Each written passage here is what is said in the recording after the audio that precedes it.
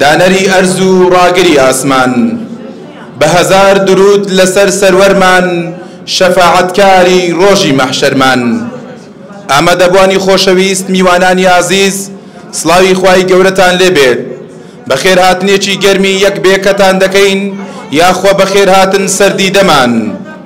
لەگەڵ ئاوێزان بوون بە دنیای خوداویستی و ئاهلی ئیمان و یەک خواناسی دەینە خزمەتان و بە چاوی سەر لێتان دەڕوانین. ئێوەی فریشتە ئاساش بە چاوی دڵە جوان و سپیەکانتانەوە بۆمان بڕوانن. گوێ ڕادێرن بە چاو و دڵتان ببین و ببیسن کە چەندەمان خۆش دەوێن، چەندە شەیدای دیدەنی و دیدارتانین. ئازیزان، لە سیماتاندا جوانیەک شارۆ دەکەین کە بۆنی ئیمان و هێز و بڕوا دەدات.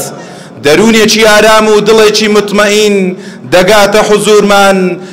پڕمان دەکات لە ئارامی. هیوایەک لە وەفاداری، خەرمانێک لە دڵۆپەکانی مێهرەبانی دەبێتە دیاری ڕۆحمان. چەند شیرینە مەدرسەی خێزانداریتان، چەند پڕشکۆیە نور ئاسای وەفا و عیلم و معریفەتان. ئومێد دەکەین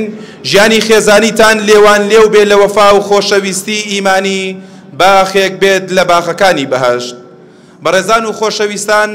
ئەمڕۆ ڕۆژی چوارشەممە بەرواری 27 نۆی 2023 بەرامبەر بە 12 ڕەبیع الأول ئەوەلی 1445 کۆچی ڕێکخراوی ڕۆشنایی بۆ زانست و زانیاری و هاوکاری مرۆیی هەڵدەستێت بە ئەنجامدانی چالاکیەک لە ژێر ناونیشانی دەواازەیەک بۆ بەردەوامی.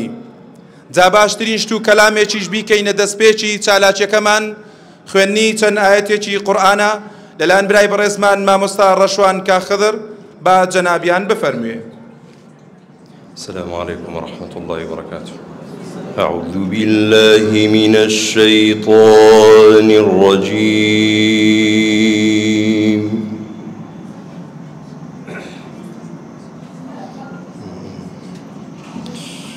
بسم الله الرحمن الرحيم.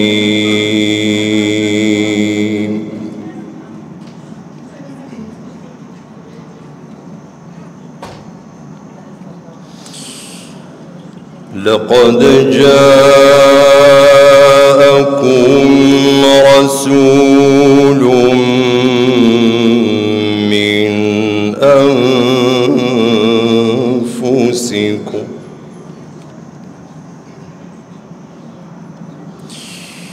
عزيز عليه ما عنتم حريص عليكم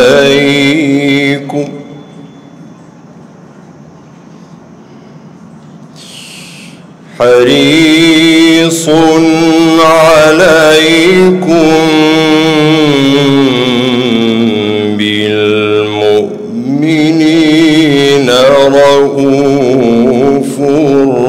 رحيم.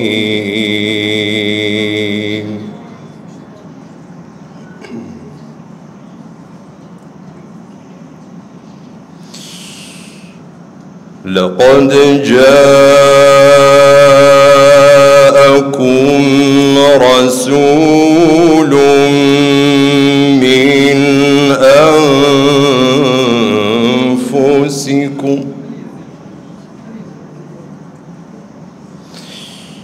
عزيز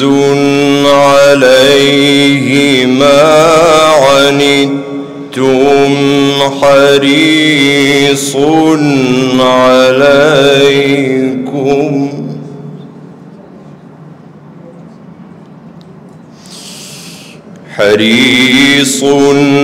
عليكم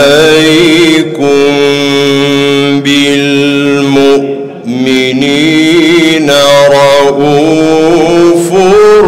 رحيم.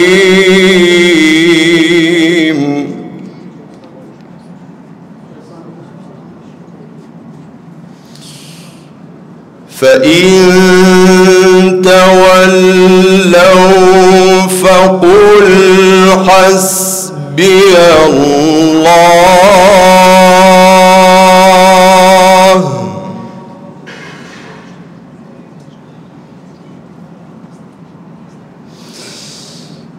فإن تولوا فقل حسبي الله لا إله إلا هو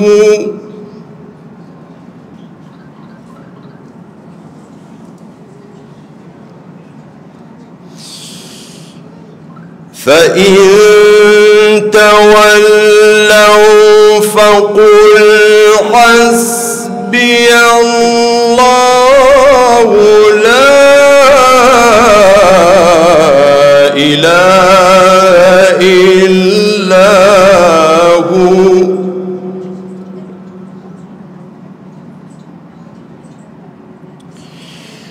هو عليه توكلت وهو رب العرش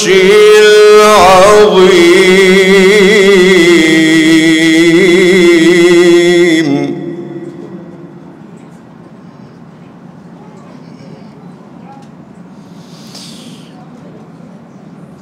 بسم الله الرحمن الرحيم والضحى والليل إذا سجى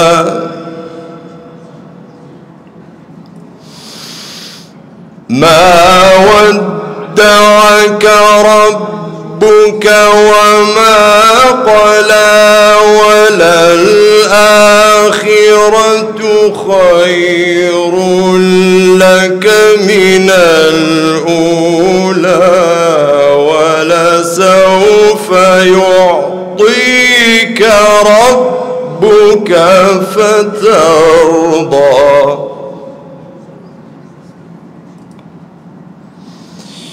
ألم يجدك يتيما فآوى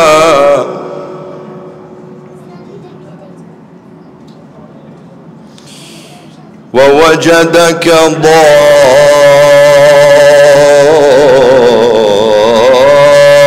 ضالا فهدى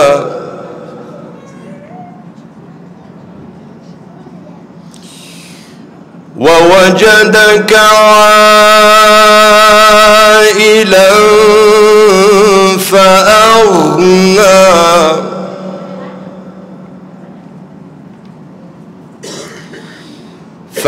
فأما اليتيم فلا تقهر وأما السائل فلا تنهر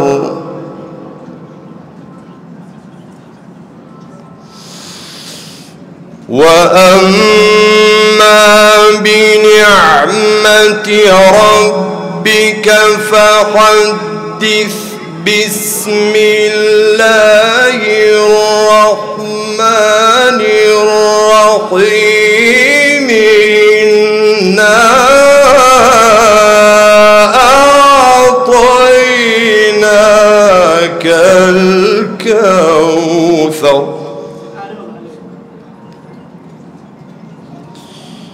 فصل لربك وانحر إن شانئك هو الأبتر. خۆی گەورە پاداشتی مامۆستا ڕەشوان بداتەوە. نورێک لە ئاسمان دەرکەوت لە حیڕادا وەژوور کەوت بۆ سەردڵی محەممەدی کە بەر لەو نورە ناسرەوت. ئەم نورە نوری قورئانە پەیامی خوای مێهرەبانە بۆ من و بۆ تۆ و گشت بەشەر یاسا و دەستوری ژیانە. خۆی ناوی لێناوە ئیسلام ئاشتی و ئاسوودەی و سەلام. منیش وا دەستم پێوەگرت ناڵێم ئاخر بۆچی بەڵام. بەڕێزان و خۆشەویستان ئێستا ژووتەی بەخێراتن لەلایەن سەرۆکی ڕێکخراو بەڕێز مامۆستا بڕیار چۆمانی بە جەنابیان بفەرموێ.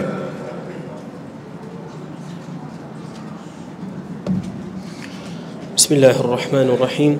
الحمد لله الصلاة والسلام على رسول الله اللهم لا سهل إلا ما جعلته سهلا وأنت تجعل الحزن إذا شئت سهلا أو كات هزبة سوزاقي خومان دكين كتسالاتي بنا بنيان دكين وأو كات شيكنات وانين تسالاتي بنا بنيان بكين هزبنا بنياي خومان دكين أما دبانو برزانو ميانا خوشويست خاون مال السلام عليكم ورحمة الله وبركاته زارجتر خوش حالينو بختورين کە بە خزمەت ئێوەی بەڕێز و خۆشەویست شاش دەبینەوە ئەگەرچی ئەمە مافی خۆتانە بەسەرمانەوە و ئەرچی سەرشانمانە کە ئێمە کە خزمەتتان دەکەین بەڵام خۆشحاڵین و کامەرانین بۆی کە بتوانین جارێک تر بارکی خۆمان هەستین. دیارە ئێمە لەم چالاکی مەیدانیانەدا مەبەستمانە کە کۆمەڵێک پەیامی تازە و ناوازە بە گوێتاندا بچرپێنین بۆ ئەوەی هەم ئێوە سەرکەوتو من لە ژیاندا و هەم ئێمەش دڵسۆزی خۆمانتان بۆ بسەلمێنین. بەڕێزان وەک ئێوە دەزانن کە ئێمە وەکو ڕێکخراوی ڕۆشنایی وەکو ڕێکخراوی ڕۆشنایی مەبەستمانە لە هەموو ڕاهەندەکانی ژیان خزمەت بەچینی نابینیان بکەین. جارێشتر بەخێراتندان دەکەین بەخێربێن سەرچاوان سوپاسی ماندووبوونتان و هینمەت بەرزیتان دەکەین. ئەسەلامو عەلەیکوم وەڕەحمەتوڵڵاهی وەبەرەکات. خوای گەورە پاداشتی مامۆستا بڕیار بداتەوە. ئەگەر تۆ خودای خۆت بناسی بەدڵ هەموو مەرامت بۆ دەبێ حاصل خۆشەویستی خوا خەممە ڕەوێنێ کە خوات بوو کارت بە کەس نامێنێ. بەڕێزان و خۆشەویستان ئێستاش گوێ دەگرین لە سرودێک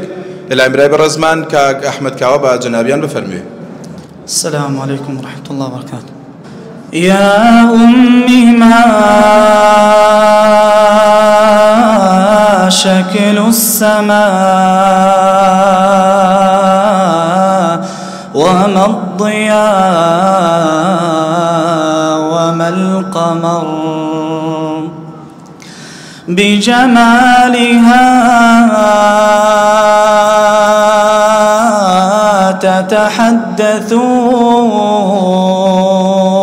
تتحدثون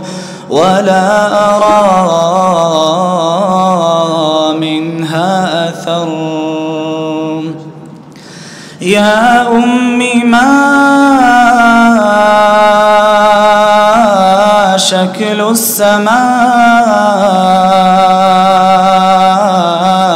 وما الضياء وما القمر بجمالها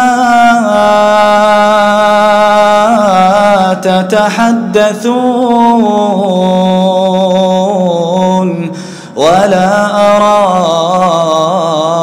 منها أثر هل هذه الدنيا ظلام في ظلام مستمر يا أم مدي لي يديك عسى يزاولني الضجر أمشي أخاف تعثرا وسط النهار أو السحر لا أهتدي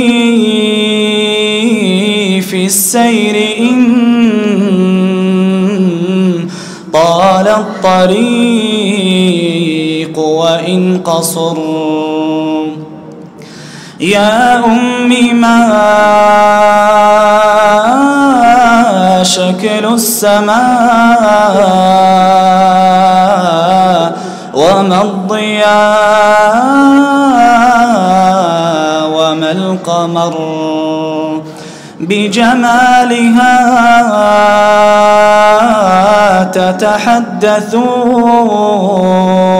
تتحدثون ولا أرى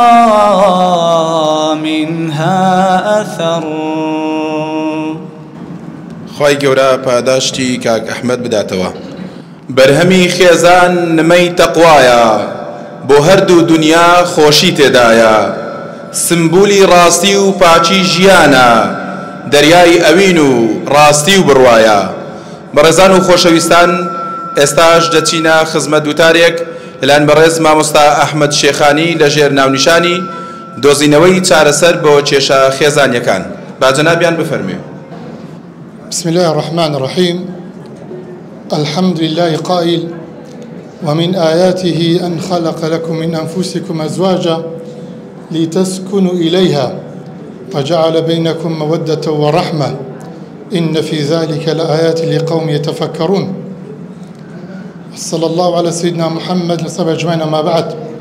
ربنا هب لنا من أزواجنا وذرياتنا قرة أعين وجعلنا للمتقين إماما. أبو سعيد الخدري خوالي رازي بيتنو ما دجرتوا كإمام أحمد حديث رواية دكاتن روجي شي خيزاني صفواني كوري معطل خوالي رازي بيتن عندك شيء لقل بياوكي أبو كصفوانا أو أبو تولي بيغمبري صلى الله عليه وسلم تا شيشكان وتسار سركا أو رجي كتو تان صحابك للاي بيغمبري بون و بياوكش لي أبو كصفوان خوالي رازي بيتن كصفوان خيزان دي توادي قليب كلكن بيغمبري صلى الله عليه وسلم موقفه چنا خوشا بلام دبي شيشكان حل كريتن نابي شيشكان ببي حل كردن بمينتوا أو أبو قلت يا رسول الله أمن سيقليم لا بياوكم هي كاتي كنوش دكم ليم دداتن وكبروجي دبم بيم دشينيتن ونوجي سبينا ناكاتن إلا باشخور هلاتني نوجي بكولي داتنو روجي بي بشينيتن أخي كودا بيتن پیغمبر صلی الله علیه و سلم روی صفوانی گویی اتو سالی توی پیغمبر صلی الله علیه و سلم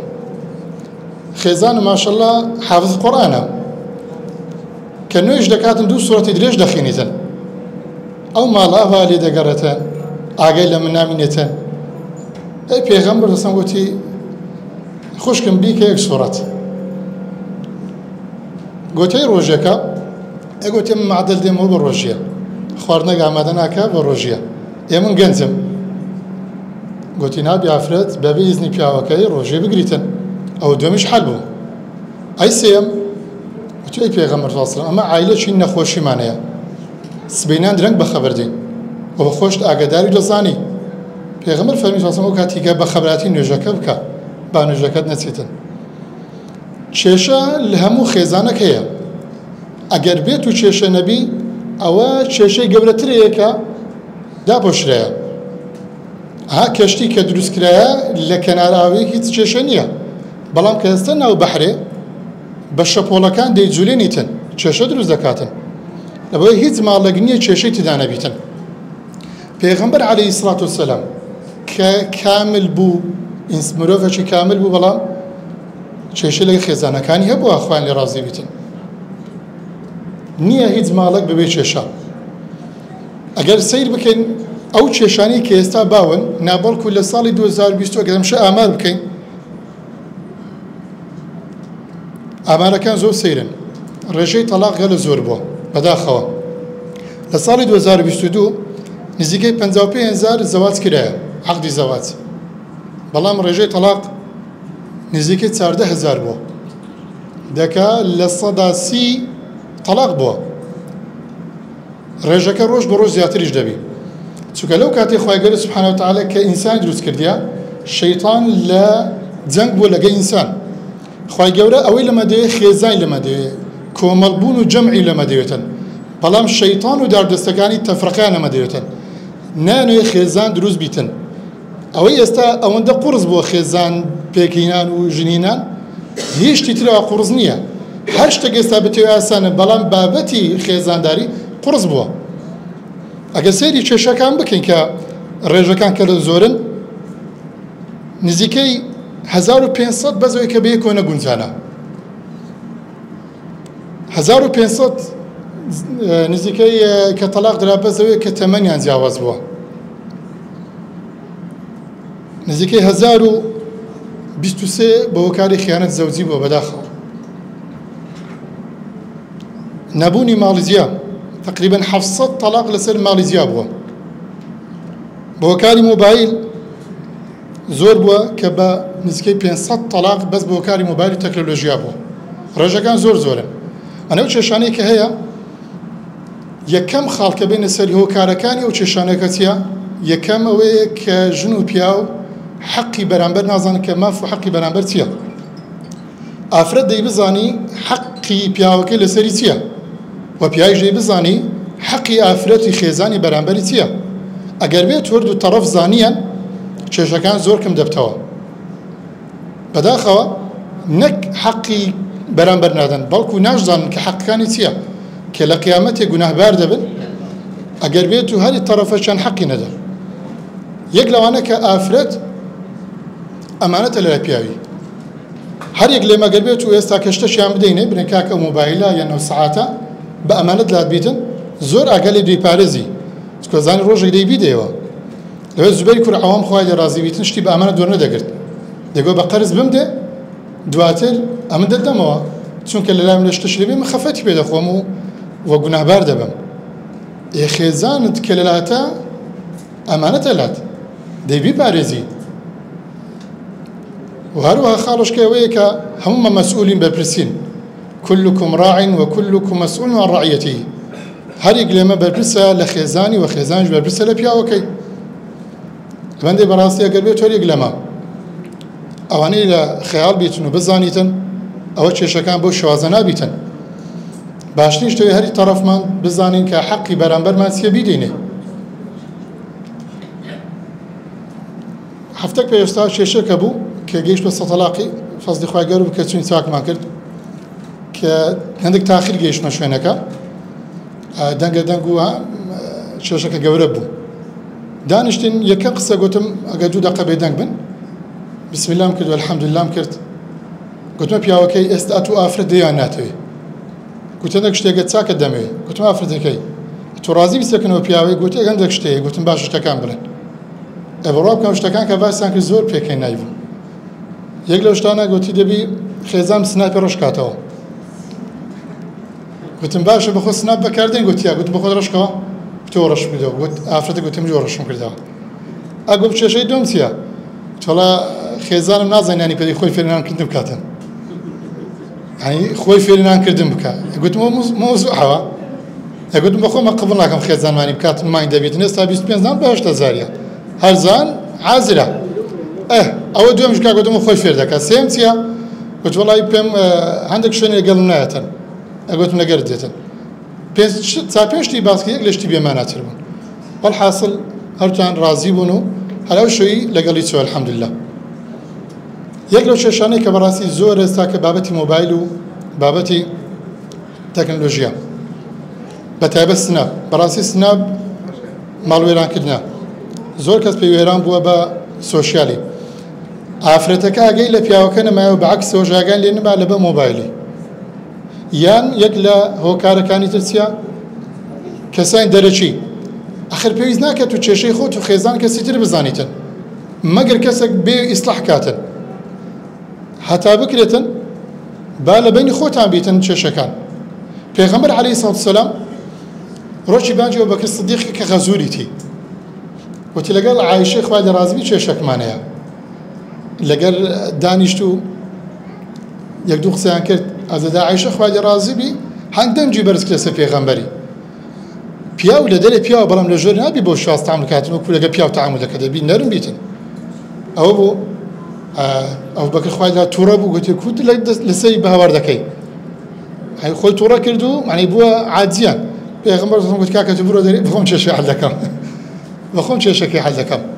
ڕۆژی فاتیمە خوای لە ڕازی بیتن لەگەڵ ئیمام عەلی تووڕە بوو بەخۆی دەستی فاتیمەی گرت و بردیەوە کرد ئیمام عەلی وتی پێویست ناکە کێشەتان کە بزانین بە خۆتان لە بینی خۆتان حەلیکەن. بە کورتی مختصری دوو خاڵەیە کە هەر خێزانەکەی بیتن کێشە زۆر کەم دەبتەوە. یەکەمەوە کە ئافرەت دەبی جێڕالی پیاوەکەی بیتن پێغەمبەر دەفەرمێ صلی الله علیه وسلم إذا صلت المرأة خمسها ئەگە هەر ئافرەتێک نوێژ بکاتن وصامت شهرها و ڕۆژی ڕەمەزان بگریتن و هەروەها دانی خۆی پارێزی و ئەطاعت زەوجەها و ئیطاعی پیاوەکەی بکات دەستە باشتێ بە هەر دەرگایەک بیوێتن جێڕایەلی پیاوت کە پیاو تەبعا چی عەزی بە برا گەورەیەتی و عەزی بە کوێی خاتیە حەز دەکە کەسی بەرامبەری سەری لۆ بەلەقێنی برێ تەواو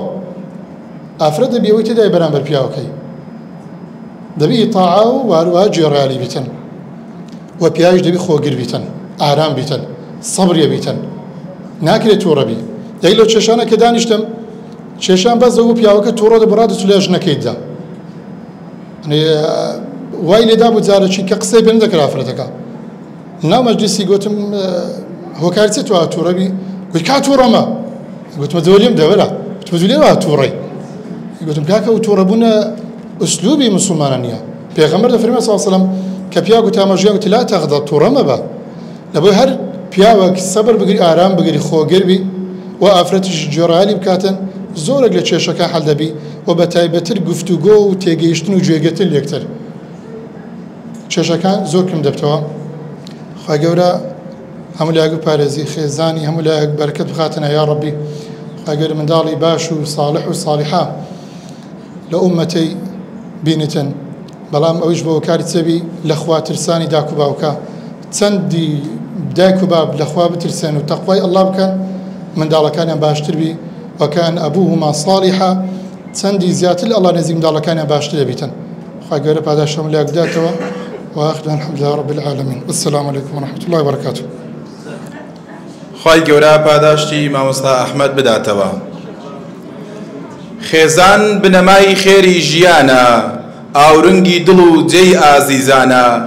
سمبولی بەرزی و جوانی دڵانە مایەی ئارامی نێو ڕوح و گیانە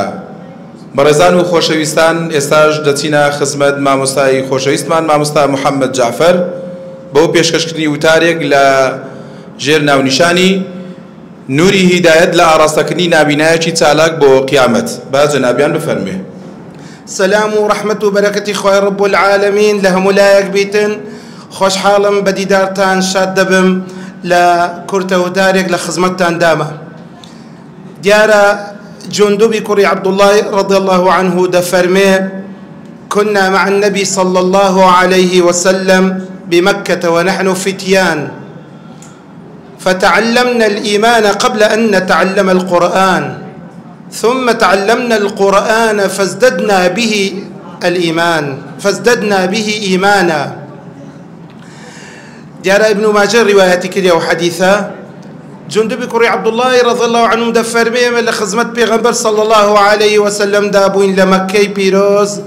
وبيش أوي فيري قرآن بين فيري إيمان وعقيدة وإسلام بوين جاء أوجا دواتر فيري قرآن بوين بو قرآن إيمان وإسلام من زياد كرت خواه رب العالمين دفرمي وإذا تليت عليهم آياته زادتهم إيمانا وعلى ربهم يتوكلون اگر بيتو آياتي خواهي پروردگاريان بو بخوين دريتو إيمانيان بي زياد دكاتن وتوكليان لسر خواهي قورا دبيتن بويا برزان نابنا يعني خوشويست عزيزة كان چاكترين شت بي قورا بي لدنيا ولا قيامت فيري إسلام وإيمان وقرآن بين براستي جاء لو نموناني كوا همة برزو إنساني قورا وعظيما تا دنيا ما يناويان دهندرتو باز دكرين باسی نابینایەکتان بۆ دەکەم لە سەردەمی پێغەمبەر صلی الله عليه وسلم کە دیارە لای هەمومان ناسرا و ئاشکرایە عەبدوڵڵای کوڕی ئوم مەکتوم ابن ئوم مەکتوم عەبدوڵڵا رضی الله عنه دیارە کوڕە خاڵی خەدیجە رضی الله عنها خێزانی پێغەمبەری صلی الله عليه وسلم بابی ناوی قەیسە داکشی ناوی عاتیکەی کچی عەبدوڵڵایە لە نۆیەم پشتی دەگاتەوە پێغەمبەری صلی الله عليه وسلم ابن مەکتوم لە سەرەتاکانی ئیسلام بووە بە موسڵمان زۆر هۆگری قورئان بوو و زۆر هۆگری ئیسلام بوو بەردەوام دەچۆ خزمەت پێغەمبەر صلی الله عليه وسلم دەیفەرموو یا رسول الله علمني مما علمك ربك ئەو قورئانەم فێرکەوەی کە خوای گەورە فێری کردی جا نمونەیەک هەیە پێغەمبەر صلی الله عليه وسلم کاتێ لەگەر گەورە پیاوانی قوڕەیش لە مەککە دانیشت نمونەی عوتبە و عوتەیبەی کوڕی ڕەبیعە و عەمری کوڕی هیشام ئەبوو جەهل ئومەیەی کوڕی خەلەف و وەلیدی کوڕی موغیرەی گەورە سەرکردە و گەورە پیاوانی موشریک بوون لە مەککەی لەگەڵیان دانیشت و بانجی ئیسلامیان بۆ بکە و باسی ئیسلامیان بۆ بکە بۆ ئیسلامی پێ گەورە ببیتن لو كاتدا عبد الله دسيت خزمة بيغمبر صلى الله عليه وسلم وداوي ويلدك كفيري قرآني بك ولو قرآني بويدا بزي بي بليتن بيغمبر صلى الله عليه وسلم إشلبر ويك بكافر كان وخريق بو بي وابو عبد الله رضي الله عنها إيخو مانو دو أتردت واني فيريك استتشاكتر وابا سركردكان ومشغول بيتن جاء أوزا عبد الله بدل شكاوي درواتن ودقريته مالي هشتا لما تزيسكي هالناستي بيغمبر صلى الله عليه وسلم خواي رب العالمين جبريل لبودنيريتن عليه السلام سوري عبس دا بزين الشاص دا آياتي باسي ابن مكتوم دكاتن عبس وتولى أن جاءه الأعمى روي قرش كردو وري جيراكاتك نابناك هات بولاي لسروي حفت بقي عاسمان خواي رب العالمين عتاب لخوش شويسترين مخلوقي خوي دقريتن لسرنا بنايك وبيغمبر صلى الله عليه وسلم لسر هيتس كسيتك عتابي لنجرا إلا لسر ابن مكتوم نبيتن جاء أوجا همو جاري بيغمبر صلى الله عليه وسلم ابن مكتوم دبيني دي فرمو مرحبا بمن عاتبني فيه ربي مرحبا لو كسيك اخواي قرا عتابي لسر او لي قرتم ابن مكتوم هجرتك لقال مصعبي كري عمير لبو مديني يكم كسدقاتنا وشاري مكي لقال مصعبي كري عمير رضي الله عنهما عالمين در ديني اسلام وقرآن بناو شاري مدينة دابلا ودكاتوا باش اوي بيغمبر صلى الله عليه وسلم ديتم مدينة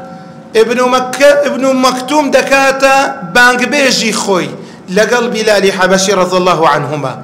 هاردو كان بانق بيجي بيغمبر صلى الله عليه وسلم بيانيان خلق بدنجي مكتوم نيجا كان يندس بكرديان وهروها مكتوم يكيك لو كساني كبيغمبر صلى الله عليه وسلم لجياني خوي دا تشنجارك كرديت يوالي مديني كهشتا خوي لجيان دامابو هێشتان پێغەمبەر صلى الله عليه وسلم لە ژیاندا بوو کە ئەوە بۆ هیچ کەسێک نییە جێنشینی پێغەمبەر بێ صلى الله عليه وسلم مەگەر خۆی دیاری کاتن ابن مەکتومی دیاری کرد یەکیان لەوانە لە فەتحی مەکەی پێغەمبەر صلى الله عليه وسلم لەسەر مەدینەی دانا پێشنوێژی لۆ خەڵک دەکرد وتاری بۆ خەڵک دەدا کێشە و گرفتی خەڵکی چارەسەر دەکرد ئەو هەموو چاوساغە هەبوو ئەو هەموو سەحابەیە هەبوو ئەو هەموو خەڵکە هەبوو ابن مەکتومی دادەنا بزانە ئیسلام نابینا و کەم ئەندامی چەند گەورە و عەظیم دەکاتن لە ئیسلامدا بە هیچ زۆرێک بە هیچ شێوازێک حسابیەوە ناکرێت کەم ئەندامە و پەککەوتەیە و بێدەسەڵاتە و تەنها حسابی دینەکە و تەقوایەکەی بۆ دەکرێتن إن أكرمكم عند الله أتقاكم جايتي نوتو بينزي سوري نساء كاتي دابزي زيد كري ثابت كيتشك لكاتبي وحي لخزمت بيغمبر بو صلى الله عليه وسلم دفرمي هروان دمزاني بيغمبر صلى الله عليه وسلم تسو حالة تايبتك يخوي كوحي بو دادا بزي دفرمي تسوكي بسر تسوكم دادا اوان دا قرز بو خريق بو تسوكم لبن سوكي داشكات كوحي دادا بزيتن جاء أوزا بيغمبر صلى الله عليه وسلم فرمي يا زيد اكتب بنوسم فرمتي بنوسم لا يستوي القاعدون من المؤمنين والمجاهدون خواهي قلت فرمي لباش شري بدر فرموي اواني دانيشتنو تيكوشانيان نكر لإيمان داران هارگيز هاوشوي اوانين كتيكوشانيان كر ابن مكتوم لو مجلس دانيشتو فرمي يا رسول الله أي إما تسيبكن وكونا بنا شون توانين جهاد بكين شون توانين تيكوشان بكين خويا منا بنا إنا توانين جاء أوزا ديسان بيغمبر صلى الله عليه وسلم تسونا وحالتي وحي خواي قورة جبريل ناردوا زيد دفرمي خواي قورة أو كلمة يشيبو زياد لا يستوي القاعدون من المؤمنين غير أولي الضرر تنها وانا نبي كضرر يان بيكت زيان مندن يعني بكوتن نابنان اوانا وكو مجاهدان حساب نغير جهاد شان نكرد بيتن كبرسترين بلاي ذروة السلامية لوتكي اسلاما خواهي او فضل دايت نابنا جابوه بزانن خوتان بكم مزانن خوتان ببرز بزانن همتان برز بيتن قەت قسەی خەڵک بە تەسیرتان لێ نەکا توانج و تیر و تانەی خەڵک لە مەجلیسەکە لە هەر جێک ئەوانە بە ورەت بەرزکاتن ئەوانە باوات لێ نەکات وەکو نابینایەک دەستەوەستان بی غەمبار بی تووشی گۆشە گیری و حاڵەتی دەرونی بی خوای گەورە ڕێزی لە توانایە ئیتر خەڵک چۆن دەتوانی شتێشکە لە برام بکە ئێبن و مەکتوم لە سەردەمی ئیمامی عومەر ڕەضی الله عنه لەگەڵ سعدی کوڕی ئەبی وەقاس و موسڵمانان چوو بۆ فتحی فارس بەشداری لە جەنگی قادسیەی کرد کە گوتیان باشە تۆ نابینای ناتوانی چۆن دەی بۆ جیهاد فەرمووی لە ناوەندی سەفی موسڵمانانم ڕابگرن ئاڵای ئیسلامم بدەنە دەست ئەمن نابینام هیچ کاتێک ناتوانم هەڵبێم و ڕابکەم ئاڵاکەم بەدەستەوە دەمینێتن لە ناوەندی سەفی موسڵمانان و تەکبیرە و ئەڵڵاهو ئەکبەر و هات و چوو ڕاکردنی موسڵمانان و شەڕ و جەنگ و جیهادی ئێبن و مەکتوم وەکو ستونێک لەوێن دەرێت سەقی بۆ هەتا شەهید بوو ئاخری پلەی شەهادەتی بەدەستێنا ئەوەیە بەرزی نابینا ئەوەیە بەرزی ئینسانی ئیماندار بەڵام بە مەرزێک ئیمانی لەگەڵدا بیتن ئاخر قسەم با لەسەرتان درێژ نەکەمەوە پێم خۆشە باسی دوو کەسایەتی دیکەتان بۆ بکەم یەکیان لەوانە ئەعمەش سلێمان الأعمش دیارە شەیخی حەمزە بن زەیاتە حەمزە بن حەبیب الزەیاتە شەیخی ویە قوڕاءە قاریئی قورئانە حەفت قیرائەکەی یەکێک لەو کەسانە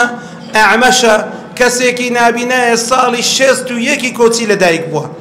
فارسە خەڵکی دەماوەندە هاتووە لە کوفە دانیشتیە محەدیثە هەموو مزانایانی سەردەمی خۆی دەڵێن کەسی لەوە حەدیث زانتر و کەسی لەوە محەدیثتری تێدا نەبووە طەبەقەی چارەمە لە تابعین ئەو ئەعمەشە و عەقیدە زانێکە زانایەکی زۆر بەرز و عەزیمە لەگەڵەوەش کە نابینا بوو ئێبن و سیدەی ئەندەلوسی ناوی عەلی کوڕی ئیسماعیلە بە خۆی و بە بابی نابینا بوون لە ساڵی 400 کۆچی لەدایک بووە لە ئەندەلوس لە 458 کۆچی دوایی کردیە ئێبن و سیدە کتێبێکی هەیە بە ناوی المخصص في العربي مخصصة قاموسێکە 30 مجلدە نووسیتی وهروها المحكم والمحيط الأعظم هيتي وهروها العالم في العربية هي دلين 100 مجلدة دلين 100 مجلدة وبفلك دستي بيكدي وبذرش كوتايني همو باسي لغة دكاتن براستي كسيكي زور عظيم وزور قورب وابن سيد الأندلسي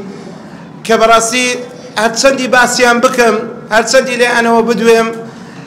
بەرزی ئەو کەسانە تەواو ناوی بەڵام نامەوێت کاتەکەتان زیاتر لێ درێژکەمەوە ئومێدەوارم وەکو نابینایە کە خۆشم نابینم هەمیشە ورەمان بەرز بی هیممەتمان بەرز بی ئەو حاڵەتانە وامان لێ نەکاتن ئەو قسانێ لەناو خەڵک جێمان لێ دەبی جاری وا هەیە خەڵکێک هەیە نازانی خەڵکێک هەیە تێنەگەیشتیە باگەردەنیان ئازاکەین بەڵام خۆراگر بین لە بەرامبەر قسەکانیان ئینشاءالله يا ربي خويا رب العالمين او مجلس ما بكي مجلس خير وبركات يا ربي خويا وما اللي بكي بو مجلس لقلب پیغمبر صلى الله عليه وسلم دابين بدستي مباركي اوي كوثر بخوينه لخدمتشي دابين لفردوس الاعلى امين امين يا رب العالمين والحمد لله رب العالمين والسلام عليكم ورحمة الله وبركاته.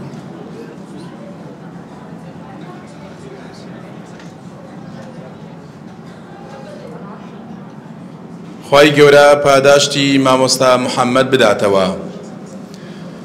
بوردەباری دەستی نەفسی کافری ئەممارە خۆم بێزەخیرە و زادی ڕێگەی ئاخیرەت بێچارە خۆم ڕوت و قوتی مەحشەر و بێسایە و ئاوارە خۆم دەستە پاچە و ڕووسیاه و عاجز و بێکارە خۆم بێ بە فریادم لەوێدا یا دەلیل المسلمین. بەڕێزان و خۆشەویستان ئێستاش گوێ دەگرین لە سرودێک لەلایەن برای بەڕێزمان کاک ڕێبین کازم با جەنابیان بفەرمێ. ئەو شاوە زەنگەی ئێستا دەیبینن هەر یەک مومێکی بۆ داگیرسێنن ئەو شاوە زەنگەی ئێستا دەیبینن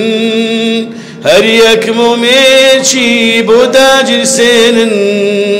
دارونك بين أم جهانا بدأت وري قرآنا هەستن لە خەوە بەیانە هەستن لە خەوە بەیانە مژدەی پێیان قورئانە مژدەی پێیان قورئانە خوا فەرموویەتی لە نێو قورئانە ئیسلام بەرزە بێ لە گرج جیهانە خوا فەرموویەتی لە نێو قورئانە ئیسلام بەرزە بێ لە گرج جیهانە بەس بە مەرجێ تەقوادار بن بەس بە مەرجێ تەقوادار بن خاوەن بڕوا و ئیماندار بن تێبکۆشن وا بەیانە تێبکۆشن وا بەیانە مژدەی پێیان قورئانە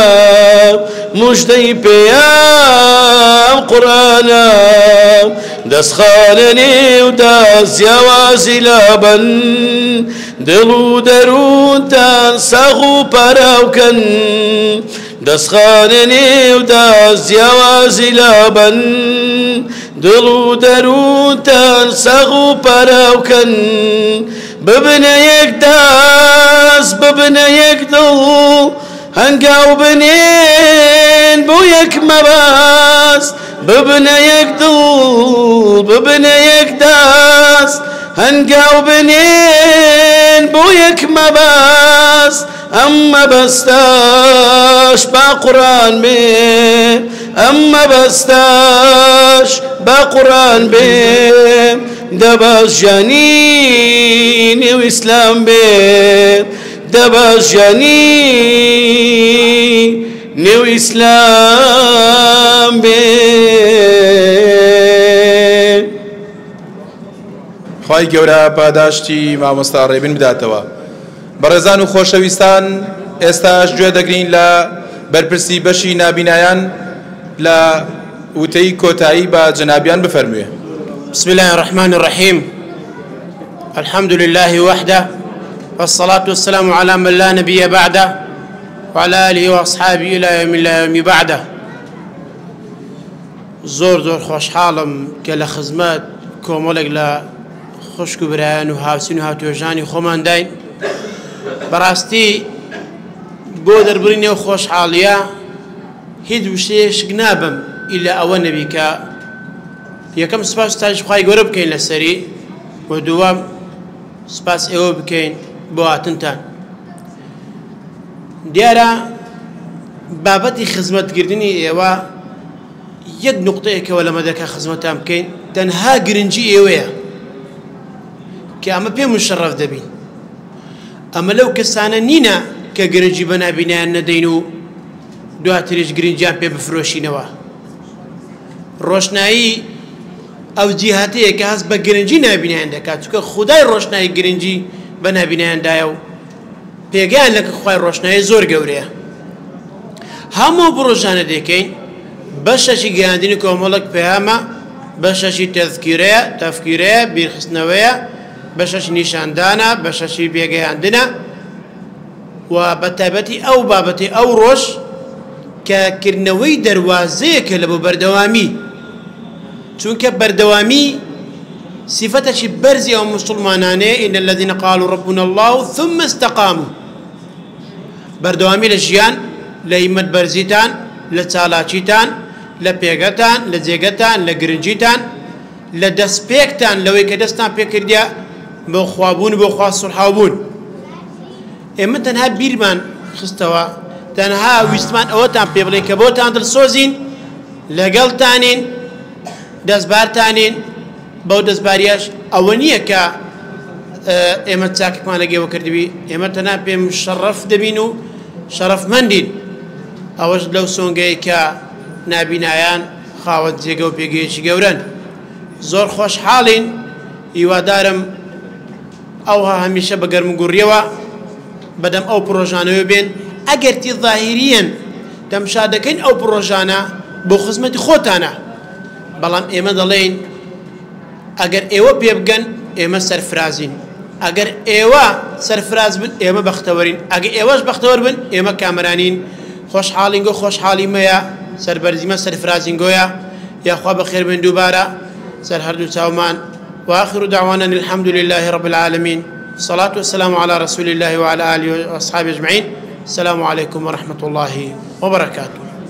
خی گەورە پاداشتی مامۆستا هاوکار بداتەوە بەڕێزان و خۆشەویستان و ئامادەبووان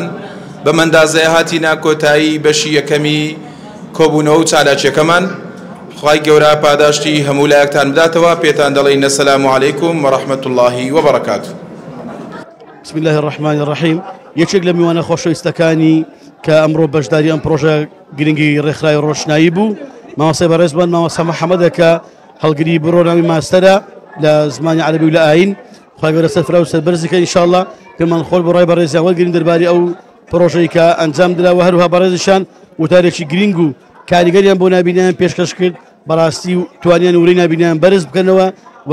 ئەوە بسەلمێنن کە نابینیان تەنها لە ڕێگەی ئیسلامەوە دەتوانن خاوەنی کەساتێکی بەرز و خاوەنی ناوبانگێکی بەهێز و خاوەن کەساتێکی کاریگەر بن مامۆستا بەڕێز زۆر بەخێر بێ سوپاس بۆ ئامادەبوونت ئەگەر وتەی خۆتمان پێ بڵێ دەربارەی ئەو پرۆژە ئەوڕە ئەنجام درا فەرموو بارك الله فيكم ورحمة إخواتان لي يا ربي بسم الله الرحمن الرحيم الحمد لله رب العالمين السلام عليكم ورحمة الله وبركاته والله حتما دەست خۆشتان لێ دەکەم خوای گەورە موفقی دنیا و قیامەتتان کاتن پێم وابوو یەک لە پرۆژە ناوازە و جوانەکان بوو بۆ نابینەیان یعنی جیاوازی گۆڕانکاری زۆری تێدا دەبینم لەچاو ئەو شتانەی کە پێشتر و لەلایەنی دیکە و لە بواری دیکە بینیتم هەز دەکەمەوەی ئێستا دەیبینم شتێکی زۆر تایبەتە بەڕاستی یعنی بە معنای کەلیمە ڕێزگرتن بوو لە نابینە و ئەو شتانەش تێدا هەبوو کە نابینە ئیستفادەی لێ دەکات پێی بەرز دەبتەوە پێی گەورە دەبیتن یعنی حقت یعنی شتێکی زۆر جوان بوو بەرنمەیەکی زۆر تێر و تەسەل و پوخت یەکێک لەو شتە جوانانەی کە تێمدا دیت بەرنمەکە پوخت بوو کورد بوو یعنی دوور و درێژ نەبوو بە پێی سەردەمەکە بە پێی کاتەکە یعنی پڕ بوو لە بابەت لەگەڵەوەشدا یعنی دوور و درێژ نەبوو خەڵکی بێزار نەکرد بەڕاستی مامۆستا بەڕێز پەیامت چییە بە ئەو کەسانی کە لەلایەنی مادی و معنەوی هاوکارم بۆ ڕێکخراوی ڕۆشنایی تابەت بەشی نابینیان کە هەوڵ دەن خزمەتی نابینیان بکەن بەڵێ وەڵاهی بەتەکید یعنی نابینایان چین و توێژێکی زۆر بەرزن زۆر گەورن و هەر کەسێک ڕێزیان لێ بگری خۆی ڕێزدار دەبیتن و بەڵگەشمان هەیە پێغەمبەر صلی الله علیه وسلم باشترین ڕێزی لە کەسی نابینا گرتووە باشترین تەقدیری لەو کەسانی نابینا بووە ئەوجا یەکێک لە نمونەکان کە پێغەمبەر صلی الله علیه وسلم بەردەوام کە ئیبن ئوم مەکتومی دەبینی عەبدوڵڵای کوڕی ئوم مەکتومی دەبینی دەیفەرموو مرحبا لەو کەسێک کە خوا عیتابی لێگرتم لەسەر ئەوە یەک دوو بەردەوام پێی دەگوت چت هەیە پێداویستیت چییە داوای چی دەکەی با بۆ جێبەجێکەین ئەگەر ئێمە دەمانەوێت ئیقتیدا بکەین بە پێغەمبەر صلی الله علیه وسلم هەڵگری پەیام و ئاڵا و ڕێباز و شوێنکەوتووی پێغەمبەر بین صلی الله علیه وسلم واللهی چاکترین شت ئەوەیە خەمخۆری کەسانی نابینا بن لەبەرەوەی کەسانی نابینا زۆر لە سین و توێژەکان کە بەهرەمەندترن ئەتوانن خزمەتە بە خۆیان و بە خەڵک و بە کۆمەلگاش بکەن ئەجا ئەگەر دەتەوێ ینی ئەو توانە و مادووبوونیت بە زایع نەڕوا و کەسانەی کەوە شتیان لە دەستە ئیمکانیەتیان لەبەردەستە بە ئیمکانێتەکەی خۆیان لە کەسانی نابینە لە پرۆژەکانی نابینیان بەڵام تایبەتشی دەکەم بەوەی کە بین لە پرۆژێکی ئەوها لە حاڵەتێکی وایە یعنی سەرفی بکەن بەکاری بینێن چکە لە بەڕاستی یعنی پرۆژەی وا کەمە شتی وا کەمە یعنی ئەوەی دەبینم تایبەتە بۆیە چاکتر وایە ئیمکانیەتەکانیش تایبەت بیتن و چاکتر وایە توانە مادیەکانتان لەو بوارانە لەو حاڵەتانە سەرفکەن یعنی ئەوە نییە ئێستاەوەی دەبینین ماوەسەڕێ بن بووبورە ئەوە نییە دەبینین یعنی بێ بڵێن تۆزە شتێکی بدێ و تەواو بڕۆی نا ئەوە بەرزکردنەوەی مستەوای علمیە یعنی ئەوەی کە لێرە دەیبینم یعنی دامەزراندنی بناغەی زانستە و هەروەها بەرزکردنەوەی بناغەی علمی و توانای زانستی نابینانە بۆیە یعنی واللهی ئەوەی لە خزمەت علم دابیتن خوای گەورە لە دەستەی زانایان و پێغەمبەران حەشری دەکەن ئینشاءالله بارك الله مامۆستا کوڕ ڕێکخراوی ڕۆشنایی بە دڵنیاییەوە هەر بێت و خەڵک هاوکار بێت و کەسانە دەست یارمەتی و هاوکاری بۆ ڕێکخراوی ڕۆشنایی درێژ بکەن بە دڵنیاییەوە پرۆژەی زۆر گەورە و زۆر فراوانمان هەیە بۆ نابینانی هەموو کوردستان بۆی کە بتوانین داهاتوو خزمەتی گەورەی پێشکەش بکەین. زۆر سپاس بە مامۆستای بەڕێز. سلام علیکم ورحمة الله وبركاته. ورحمة الله وبركاته. خواهی گەورە موفقتان کاتن. کۆتا قسە و دوا قسەم ئەوەیە بەتەئکید یعنی ئەوەی لێرە دەبینم خزمەتێکی ناوازە و تایبەتە بە نابینایان و دروستکردنی نابینایە. دروستکردنی تاکێکی ئەکتیف و کارە لەناو کۆمەلگا بۆیە پێویست دەکاتن توانای بۆ سەرف بکرێتن بەڕاستی پێویستی بە هاوکاری و بە پشتگیریکردن ئینشاءالله ئومێدەوارم و خەڵکە بیر لەو حاڵەتە بکەنەوە. خواهی گەورە هەموو لایەکتان سەرکەوت و سەرفراز کاتن دەستاوتان ساغ بیتن. السلام عليكم ورحمة الله وبركاته. بسم الله الرحمن الرحيم. خۆشەویستان میوانێکتری خۆشەویستی ئەم پرۆژەی ئەمڕۆی ڕێکخراوی ڕۆشنایی بەشی نابینایان کاکە سامان کە خۆی و خێزانی ئامادە بووە و هەردووچار نابینان سپاس بۆ خوا کە لە کۆبوونەوەکان و ئامادەبوونەکانی ڕێکخراوی ڕۆشنایی دەستێکی باڵیان هەیە و بەردەوام لە پرۆژەکان من بەشدارن. کاک سامان دەپرسین لە بەڕێستان تا چەند ئەنجامدانی ئەو سیمینارانە بۆ پێشکەوتنی خێزان و بۆ گرنگجیدان بە خێزان و پتەوکردنی نێوان هاوسەران گرنگە. سەرەتا دەستخۆشی گەرمتان لێ دەکەم. وڵی ئەو سمینارانە بەڕای من زۆر پێویستە بەڕاستی بابەتی ئەمڕۆ کە باسکە باز لە